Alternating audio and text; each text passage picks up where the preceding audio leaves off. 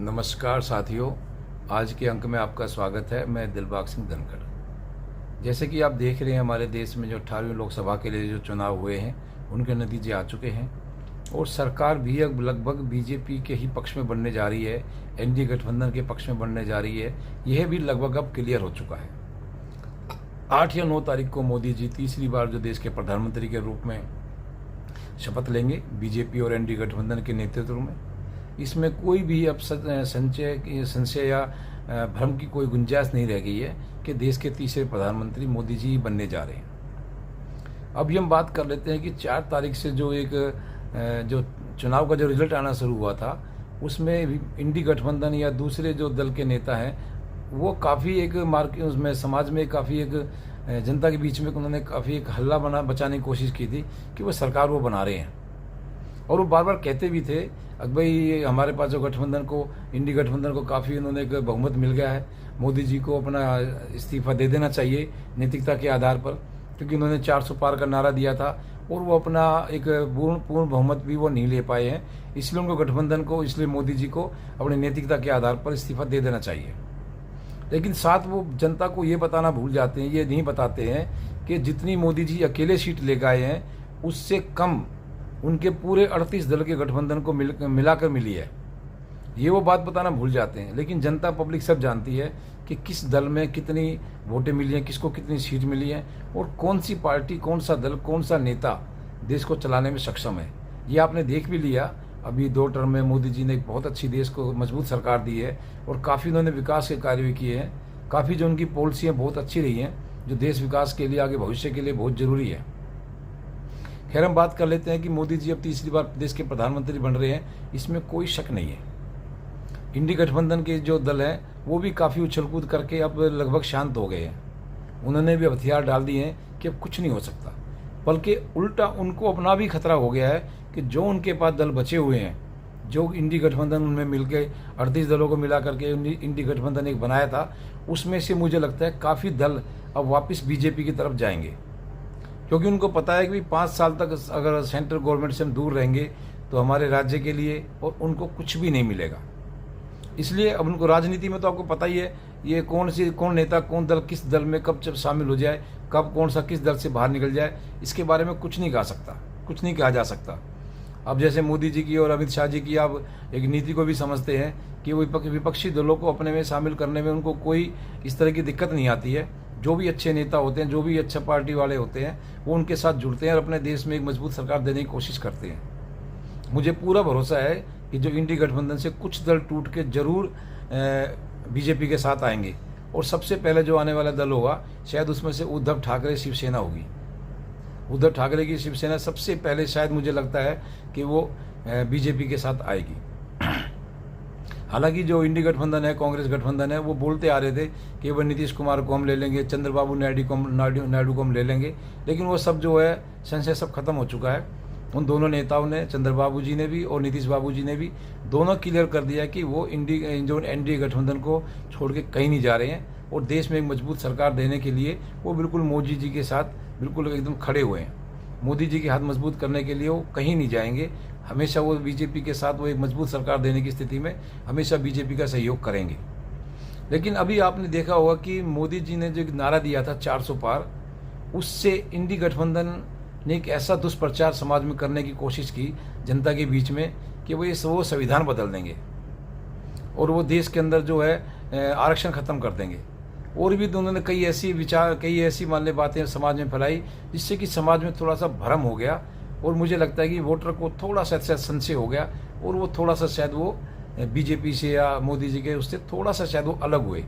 लेकिन मुझे लगता है कि इसमें एक जो जिस तरह से इंडी गठबंधन ने एक जो मुद्दा उठाया था, भाई वो संविधान बदल देंगे, और राहुल जी ने कई यात्राएं, कई न्याय यात्रा की, कई भारत जोड़ो यात्राएं की, तो उसमें मुझे लगता है कि जैसे विदेशी ताकतों का भी बहुत बड़ा एक हाथ हो सकता है। जॉर्ज सोरोस ने तो बहुत पहले बोल दिया था कि भाई मैं जब चाहूँ किसी देश की सरकार को बदलने में मैं ताकत रखता हूँ।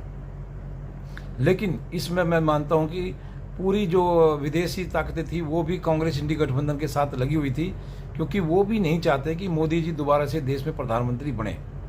हमारे देश में चाहने वाले कम है, कि मोदी जी प्रधानमंत्री ना बने, और विदेशों में ये चाहने वाले ज़्यादा हैं कि मोदी जी प्रधानमंत्री ना बने। इसमें आपने देखा होगा अमेरिका बहुत खिलाफ रहता है इंडिया के, पाकिस्तान और जो कनाडा बहुत खिलाफ रहते हैं। इस बार तो जर्मनी भी काफ़ी जो मोदी जो अपने इंडिया गवर्नमेंट के काफ़ी खिलाफ दिखाई दिया। तो इस तरह से जो विदेशी ताकतें हैं उनको ये लगता है कि अगर मोदी जी दोबारा से तीसरे बार प्रधानमंत्री बन गए मजबूती से, तो शायद वो एक कठोर निर्णय लेते हुए उन देशों की आर्थिक स्थिति पर बहुत बड़ा प्रभाव पड़ेगा। ये बिल्कुल सत्य है कि मोदी जी ने जो भी कड़े निर्णय लिए हैं, इससे हमारे देश की जो इकोनॉमी सबसे फास्टेस्ट इकोनॉमी बन गई है। इसी चीज़ का उन लोगों को डर है। अभी आपने देखा होगा कि जैसे चाइना ने अमेरिका को पीछे कर दिया है जीडीपी में, अब चाइना बिल्कुल आगे निकल चुकी है। अब ऐसे ही इस तरह से अमेरिका या और दूसरी कंट्रीज़ को भी डर लग रहा है कि शायद इंडिया भी बहुत तेज़ी से आगे बढ़ रही है और हमारे आने वाले भविष्य में उनको खतरा हो सकता है, क्योंकि कई देशों के अंदर ना खेती है ना कुछ प्रोडक्शन है। वो बस फैक्ट्री टैक्स वगैरह पे इंडस्ट्री जो वैसी कंपनियां टैक्स बना करके वो टैक्स खाते हैं और दूसरे देशों से अपना कमाई करते हैं, हथियारों की वो कमाई करते हैं। लेकिन इस बार जो हमारे देश में थोड़ा सा जो बीजेपी का जो वोट शेयर गिरा है, इसमें मैं मानता हूं कि हमारे देश के जो सनातनी जो हिंदू जो वोटर्स हैं उनकी इतनी ज़्यादा वो नहीं है। विदेशी ताकतों ने बहुत इसमें दखल देने की कोशिश की है। विदेशी ताकतों से ही हमारे देश में जो चुनाव में थोड़ा सा नतीजे में थोड़ा सा फ़र्क आया है, ज़्यादा फर्क नहीं है। गठबंधन की सरकारें तो हमारे देश में पहले भी कई बार बनी है, इस बार भी अगर बनती है तो कोई बड़ी इसमें बात नहीं है। गठबंधन से भी सरकार अगर बन के 5 साल पूरे चलती है और अच्छे कार्य करती है तो इसमें किसी प्रकार की भी कोई कमी नहीं रह जाती है। हाँ, थोड़ा सा मैं मानता हूँ कि मोदी जी के थोड़ा सा इस बार शायद कठोर निर्णय लेने में थोड़ी सी दिक्कत आ सकती है, लेकिन मुझे एक साथ में ये भी पूरा भरोसा है कि चंद्रबाबू नायडू और नीतीश जी की जो विचारधाराएँ हैं वो लगभग काफ़ी दोनों की एक है। वो दोनों ही समाज सुधार की काफ़ी कोशिश करते हैं मोदी जी की तरह ही, और उनके जो विचार हैं वो भी काफ़ी एक विकास की तरफ ज़्यादा रहते हैं। चंद्रबाबू नायडू तो पिछली बार जो उनकी सरकार गई थी वो तो सरकार उनकी इसी बात से गई थी कि उन्होंने विकास की बड़ी नीतियाँ बनाई थी। लोगों को थोड़ा सा उनको सख्ती से उन्होंने पेश आना पड़ा था, जिससे कि वो चंद्रबाबू नायडू की सरकार जो चली गई थी। हालांकि अब चंद्रबाबू नायडू को दोबारा से उनके वहाँ के राज्य में बहुत ही पूर्ण बहुमत से सरकार मिली है। लोग उनके विधानसभा के चुनाव में भी साथ ही थे, तो उसमें उनको काफ़ी अच्छा एक बहुमत मिला है, और मोदी जी के साथ मिलकर उन्होंने चुनाव लड़ा है, तो उसमें काफ़ी एक उनको अच्छा एक वहाँ से समर्थन हासिल हुआ है। इस तरह से बिल्कुल हमारे देश में जो एक मजबूत सरकार का जो बिल्कुल जो पिक्चर है बिल्कुल क्लियर हो गई है। लेकिन काफ़ी विदेशों की ताकतों के बावजूद भी थोड़ा सा हमारा वोट शेयर कम रहा। उसमें कई कारण हो सकते हैं। बीजेपी भी एनालाइज कर रही है और भी काफ़ी लोग एनालाइज कर रहे हैं। हम भी इसमें सोच रहे हैं किस तरह की क्या सी चीज़ में हो सकती है। मुझे थोड़ा सा इसमें गर्मी का भी कारण है कि लगता है गर्मी की वजह से भी मुझे लगता है कि वोट शेयर कुछ कम हुआ, और जो इंडी गठबंधन या जो विपक्षी दल थे उन्होंने पूरी ताकत लगाई अपनी, क्योंकि उनको तो पैसा विदेशों से पैसा बहुत आया है उन्होंने तो बिल्कुल भी एक एक चीज़ को बड़ी उससे बारीकी से लिया। लेकिन जो हमारे हिंदू सनातनी हैं, ये जो मोदी पक्ष विपक्ष जो बीजेपी समर्थक हैं, उन्होंने थोड़ा सा ढील दे दिया। अगर मोदी जी जीत तो रहे हैं, छोड़ो थोड़ा सा क्या होता है, अगर हम 1-2 वोट नहीं डालेंगे तो उससे क्या हो जाएगा। लेकिन कई बार आपने देखा होगा कि ऐसी जो हम छोटी जो लापरवाही कर जाते हैं और थोड़ा सा हम ढील दे देते हैं, वो आगे आने वाले समय में बहुत बड़ी एक मुसीबत पैदा हो सकती है। अभी भी इस बार देखो कितना थोड़ा सा बिल्कुल नेक टू नेक सिस्टम बचा है।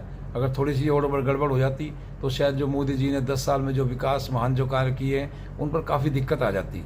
इस तरह से मुझे लगता है कि जनता को, वोटर्स को अपने वोट का सही और मजबूत और हमेशा उपयोग करना चाहिए। वो किसी भी पार्टी को दें, हमेशा उपयोग में लाना चाहिए। वोट को अपना मताधिकार जरूर करना चाहिए। और हमारे जो देश में जो 28वीं लोकसभा जो मोदी जी के नेतृत्व में बन रही है, इसके लिए मैं उनको बहुत बहुत बधाई देता हूँ। अपने देशवासियों को बहुत बहुत बधाई देता हूँ, और अपने जो भारत में हमेशा ऐसी विकास तरक्की करता रहे, इसकी मैं मंगल कामना करता हूँ।